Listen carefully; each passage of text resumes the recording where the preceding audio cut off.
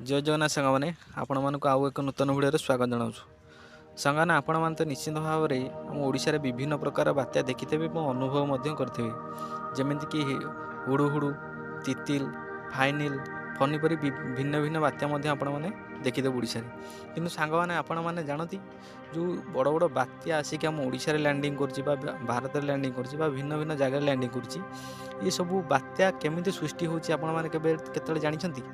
जदि भी आपण मैंने जानी ना ताहले हम वीडियो को फास्ट लास्ट देखंतु एवं देखिया फल आपण मैंने बात्या केमिति सृष्टि होची आपण मैंने जानि परिए किंतु ता पूर्व हम चैनल को नुआ करके आस्तांती ताहले हम चैनल को सब्सक्राइब कर दियंतु।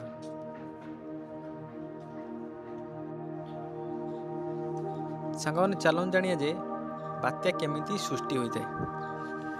सांग मैंने समुद्र मझिरे जेतेबेले तापमात्रा अधिक मात्रा रही थाए रहिबा द्वारा कोन होई थाए ना सेठाकर पवन को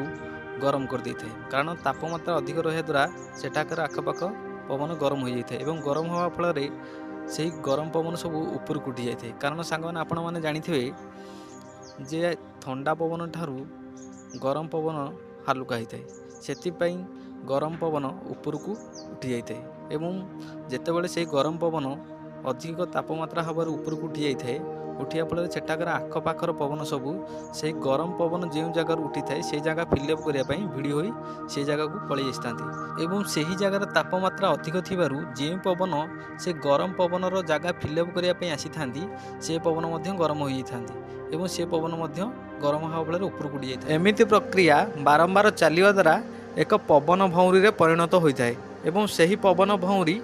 एक बात्यार रूपरेखा नहीं थाए एवं सही बात्या सेत समय पर्यंत समुद्र में बुली थाए जेते समय पर्यंत ताहा भूमि उपरे लैंडिंग करि नाही एवं जेतेबेले से भूमि रे लैंडिंग करिवो तार दंभ भांगी थाए एवं से नष्ट होई थाए सही बात्या नष्ट हो जाई थाए। सांग माने सही बात्या देखिबा को एक भी आकार जेमिति कि आपण माने ए फोटो रे देखि पारुथबे। सांग माने आपण मानको जदि हमर ए वीडियो भलो लागि थाए निश्चित भाव लाइक करंतु एवं आम चैनल को जदि नुआ करके आछन ताले सब्सक्राइब करंतु रहिल।